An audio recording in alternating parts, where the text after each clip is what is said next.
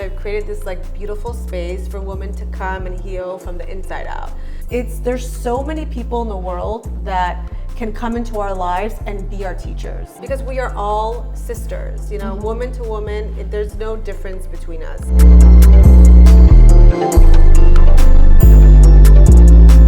Welcome to another episode of the Dope Designer Club. My guest today is my best friend, Jasmine Khorsandi. She doesn't need any introductions. She's the most amazing individual. We just came back from Europe. We went on a Euro trip, which was amazing. And I gotta say, like, sometimes you go on these trips with friends and then you become enemies. You fight.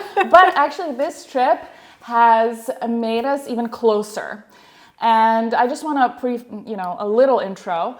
When Jasmine and I met, we went on this lunch, and at that lunch, I said, "Jasmine, you're my best friend. Let's go." The first time we hung out. So yeah, Jasmine, thanks for being here. Thanks for coming. I know you were like working and juggling all these things today, but you made it. Thank you. I made it. So what do you want to say? How do you want to start? Where do you want to start? Bronca and I met at a all-women's event, and the second we met, it was as if we've known each other for many, many lives, like a past life best friend. And then we went to a lunch. We went to the proper hotel just for a simple lunch, and within like 20 minutes of hanging out for the first time, she's like, "We're best friends." That's good. And it felt like it was real, it was honest, it was genuine, and it was just authentic and natural. And living in Los Angeles, it's a difficult place to meet people who are authentic, who are honest, who have the best values and beliefs for another person. And I felt that honesty from you right away. So it was just very special. I want to say that I've always loved your energy and your style. So Jasmine is somebody who has an impeccable sense of style. Obviously. I mean, I'm wearing something that we bought together. Look at your style. But I wanted to say, back to the energy, I think that first time we met was at like this rooftop, and there was sunshine. We had matching rings, which was there's like I think a lot of serendipity. I think surrounding like how we met, which wasn't that long ago. No, the third time we hung out, we were in Croatia. The third time we hung out, it was literally across the ocean. And my daughter was there, and she's the new godmother. I'm the godmother of Nika, we have a godmother here too today. She's off camera. But we have a lot of love here. I think that's something else too. Like, you make people feel good and loved, I think. And I think you're gonna make me cry. That's the whole point. That's what I'm going for. That's why I'm saying that. But you make people feel good, and there's this like energy, I think, about you that is also, I think, rare. And I mean, I'm very open and communicative and social. So I think that's kind of where we really kind of fit together really well. But let me also, I also want to talk about what you do, which I think is really cool too. So Jasmine owns Sonobreasts, which is a wonderful women wellness clinic. And it's not just, I don't think it's just about sonograms. It's also about, I think I mentioned you in one of my solos, and I really want to go kind of stick with that and how I talked about it. I think you approach wellness almost through like a spiritual lens, and that's something I think that we share. And so maybe you can talk a little bit about that too. So I have a women's health clinic, and I take care of a lot of women, and a lot of women come into my space with a lot of fear, with a lot of anxiety, just from like day-to-day life, and they want to come to a place where they feel safe, they feel seen, they feel heard. So I've created this like beautiful space for women to come and heal from the inside out. So, I hold their hands through the whole process of doing the boobs, doing the Reiki, doing the sound, but it's like holding their hand as if I'm their sister. Because we are all sisters, woman to woman, there's no difference between us. So it's really important for me to hold space for women to know that they're safe and they feel like they're loved, they're seen, because a lot of women, even if they're single or in a marriage, they feel so alone in this world. But to come to a space, even for like 45 minutes to an hour, to feel that love is really eye-opening. I like that. Yeah. I like that. I also want to go back to one of our original conversations, which I still remember, and I think it's important to say. Yeah. We were talking about, like, there's obviously, medicine and all this technology that we have and how we connect with others. We have all these opportunities to connect online. And right. There's so much, so much. in wellness too. Yes. And I think I remember where we like totally aligned was like being in the sun and not hiding from the sun, not hiding from life. Yeah. So yeah. I mean, we started in Belgrade and we went to Croatia and Italy, and every hotel you and I went to, I made sure that I would go outside in the sun and ground, especially when you're in a new country. And just to connect with nature is so healing. For 20 minutes a day to see the sun, because we're all glued to our phone, we're glued to our computers, and we get disconnected. It's a distraction. Yeah. So I know it's important for you. Yesterday on the phone, you said, I went outside, I did some work in my backyard, I redid the backyard, I saw the sun, and you felt so good. So it's free medicine, just the frequency of the earth, which is one of the highest frequencies. I love that. And also what you just said, like about these women that come to you, that, they have families, but I think, a lot of us maybe still feel a little bit disconnected, you know? Yeah. And so what do we need to feel whole in this world, Yeah. We need those relationships. We need nature. We need sunshine. We need sunshine. We need friendship. Friendship is so important because we have it. It's accessible. It is. It is accessible. Look at us. Look at us. I mean, we literally just met 3 months ago? I don't even know. 4 months ago, but this friendship, out of all my friendships, it feels like one of the safest. Yeah. I feel like we want the best for each other, and I feel so good in your energy. And in it's your also field. fun. It's also fun. I want to say, let's go back to the trip. So we went on. There was a lot of driving, and I was the driver. She was the driver. I don't drive in foreign countries. Which I didn't know if I could do it. You know, but just talking, two women in a car, it was just so fun. So fun. Everything was so We cried. Fun. There was we crying. Laughed. We was cried. Laughing. We laughed again. We talked there about was eating. We eat. We talked dancing. About mysticism. We talked about Einstein. We talked about Nikola Tesla. We had really serious conversations of life, her past relationships, her ex-husband, her daughter. Yeah, it was very personal, but it was also, I would say, spiritual, which is very important to me. I think I am a very spiritual person, and you are too. Yeah. And so I think that's where we kind of align too. Yeah. As well. Yeah. We align politically. Yes, this is true. What was I going to say with that? Actually, there's a little story. I want to share a little anecdote. So when we were in Serbia, when I go to Serbia, in some ways I am a tourist as well, but I don't really do a lot of the touristy stuff we've done, like going to the fortress and all these things. And there was this very charming little cafe inside the fortress. It's literally 20 square feet, or something. A little closet. The coffee place. Which one? We went to so many coffee places. The first one where we danced. Oh, yes, with your daughter. Underground. Underground. Yeah, we go to this party. Yes. And there was some, I don't even know what kind of music it was. I played the music on the phone. On the phone. Everywhere we went, we played music on the phone, in the elevator, in the coffee shop, and we couldn't stop dancing, us three. Yes. And people were looking at us why are they so happy? They probably thought we were nuts. They thought we were nuts. Or drunk. Yeah. Yeah, we were dancing in the elevators, in the pool, in the sauna. So, yeah.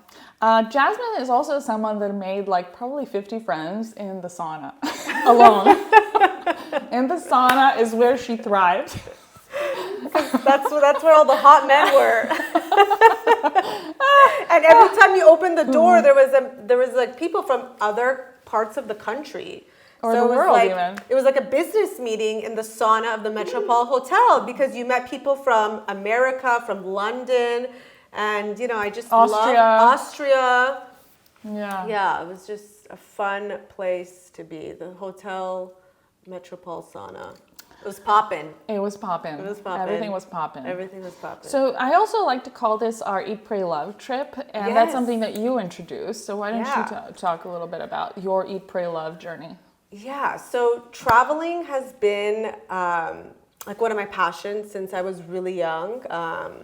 I would save money, I would work, and I'd be like, I don't want to spend this on anything but traveling. And for me, traveling is about eating your stomach, eating your spirit. When I go on holiday, there is no eating healthy. I eat the gluten, I drink the alcohol. I'll indulge because that's how you get to know a country is through its cuisine. Oh, and we definitely indulged. We ate. We ate and we drank. I ordered 2 bologneses at once. Yes, I was And being she got mad. She walked away. She goes, "Why do you need 2?" I'm like, "It's 10 euros. Who cares?" It's not about the money. No. It's like more. I felt like really, like you're gonna you're really gonna, and they actually did eat it. I thought we were gonna throw it away. The 2 bolognese. They ate it. We ate it. Kudos. Yeah. So it's about eating, praying. I think we went to so many temples. We did. And churches. Actually, yes, and me, you, and her beautiful daughter, Nika, we sat and we meditated and we prayed. And we did that like everywhere we went. Yes, we went. We did that in We Belgrade. did in We did it Venice. in Venice. Yes. We went and we lit the candles and we prayed for our family. And her daughter is like a little alien. She's so spiritually connected. Right. She like has connections to the other side, and like she gives you downloads that she gets from the other side because she's so connected. I mean, my gift isn't even as strong as her. Yeah, I think she said something to you where you were like, oh. Yeah, she's like, your first child is not going to be a girl.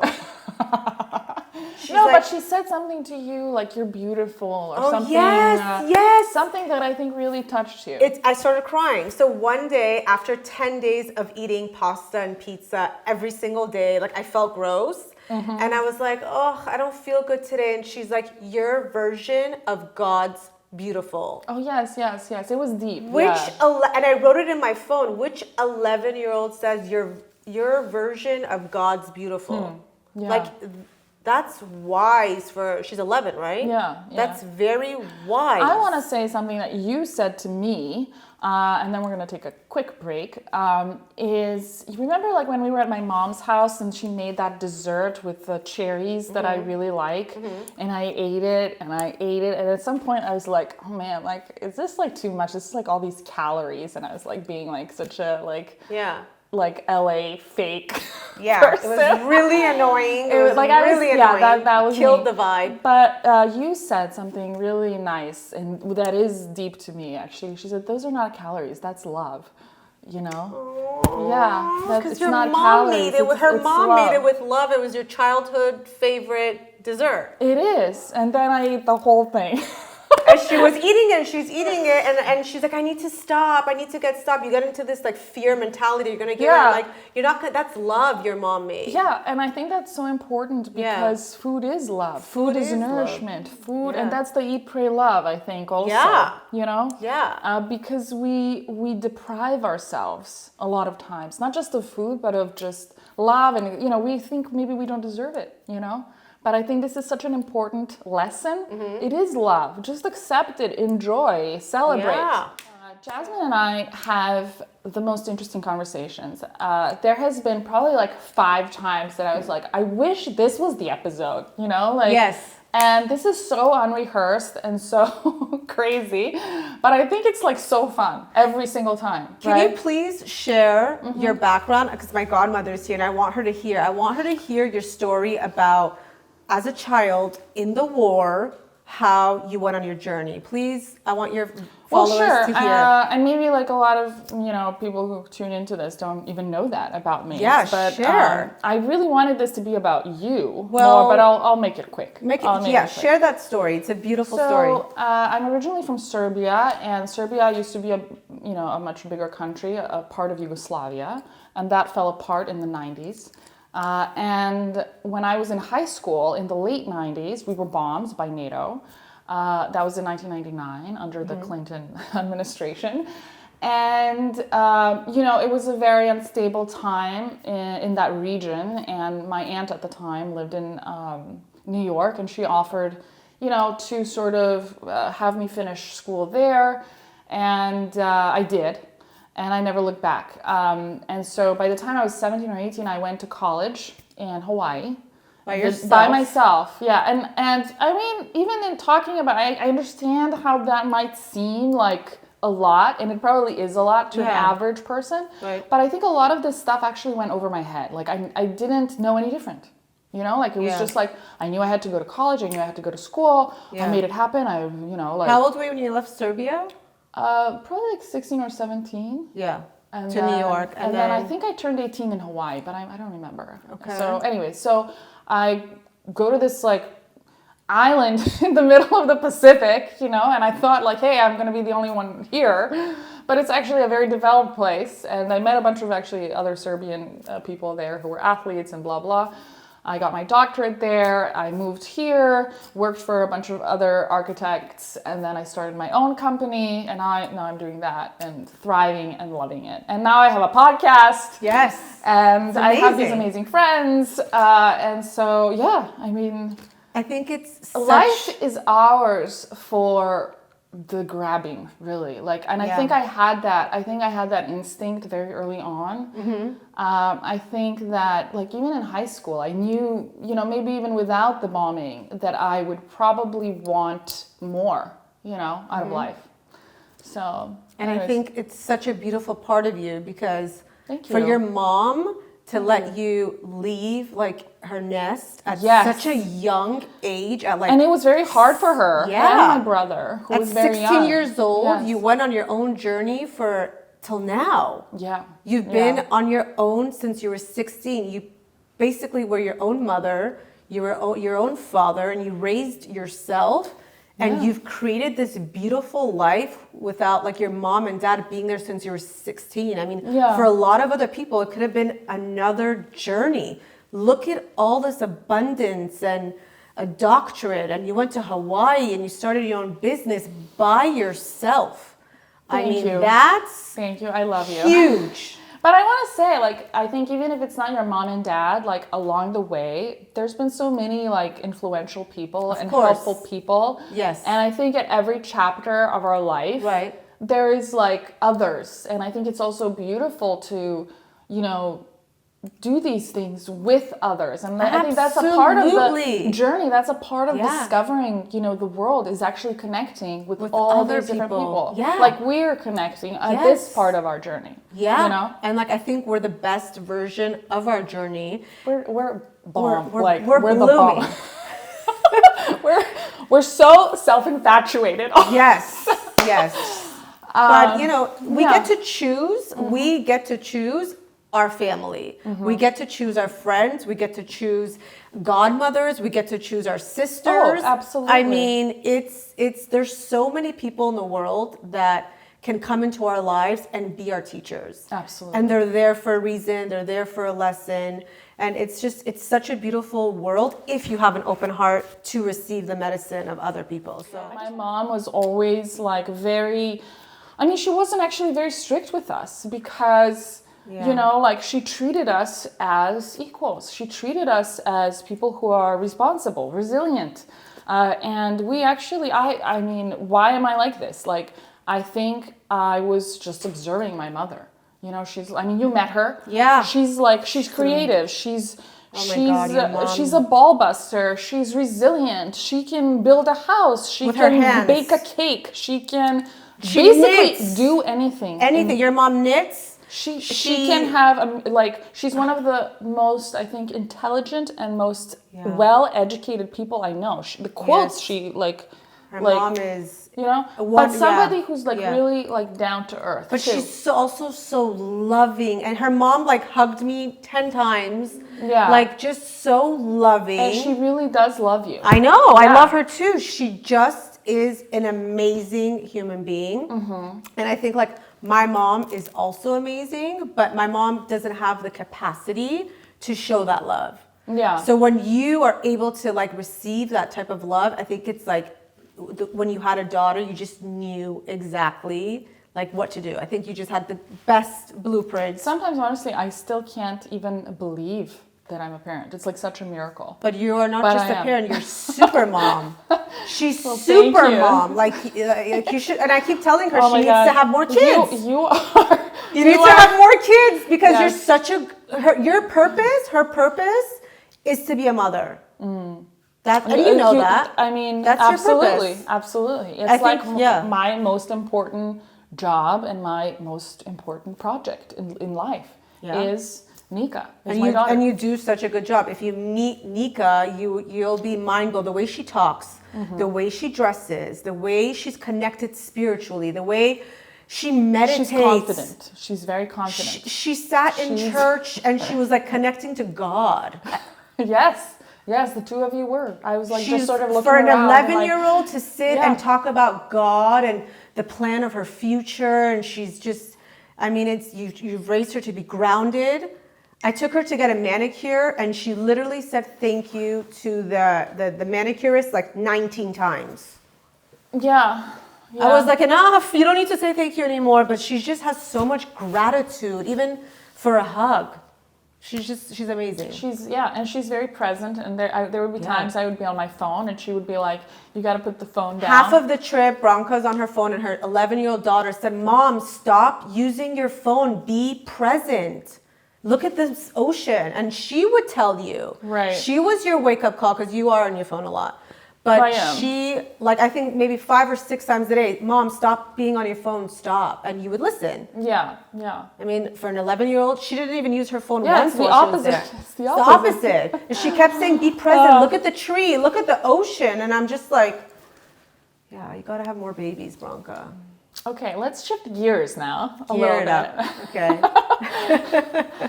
So, one of the things I guess we started talking about a little earlier off camera was we're going to start a business, right? Yes. I think, yes. well, you're very entrepreneurial, and I think we have that in common. Yes.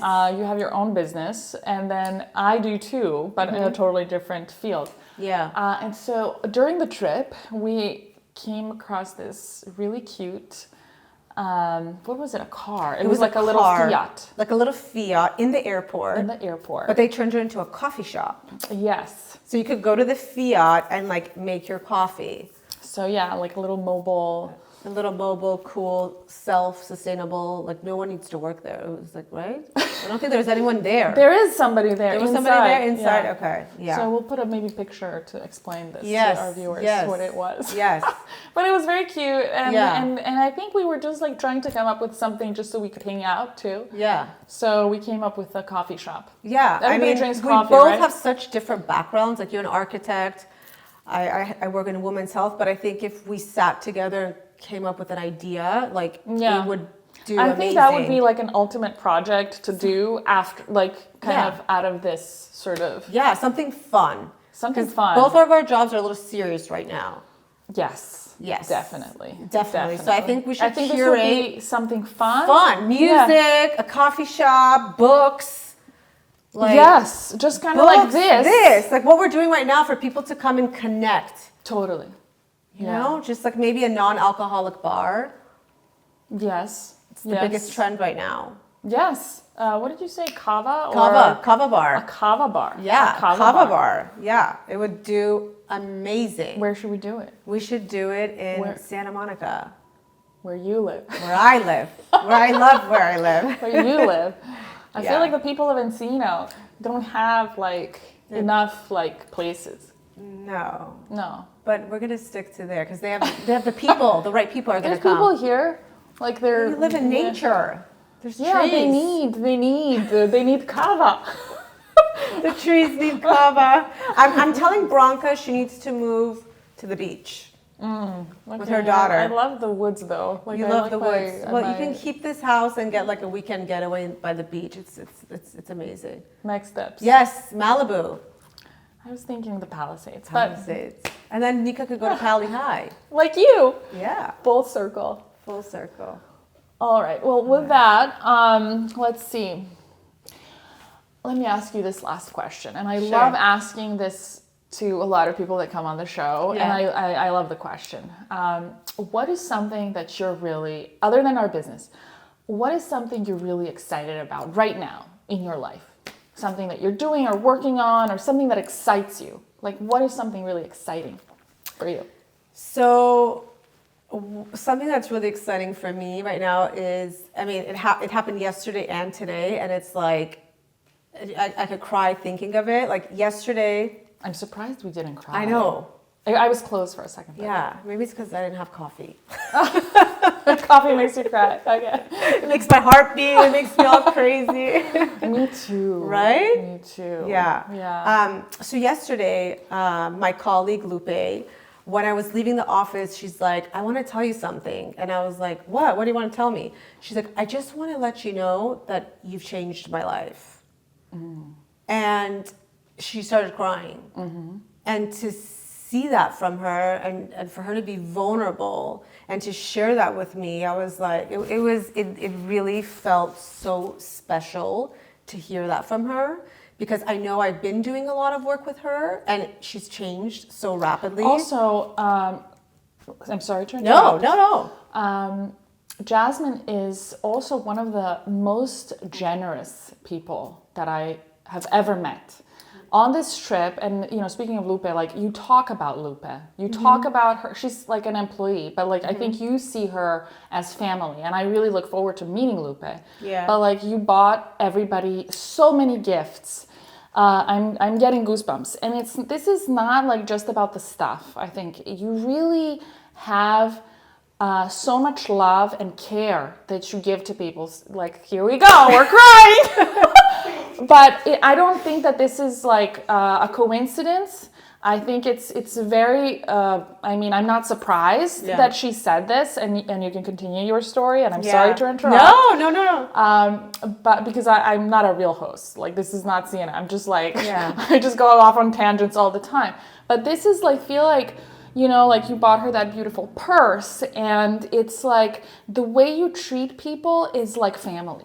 Yeah. And I think that's so innate to you, and it's like such a part of your DNA, and it's just so beautiful. So now you can continue.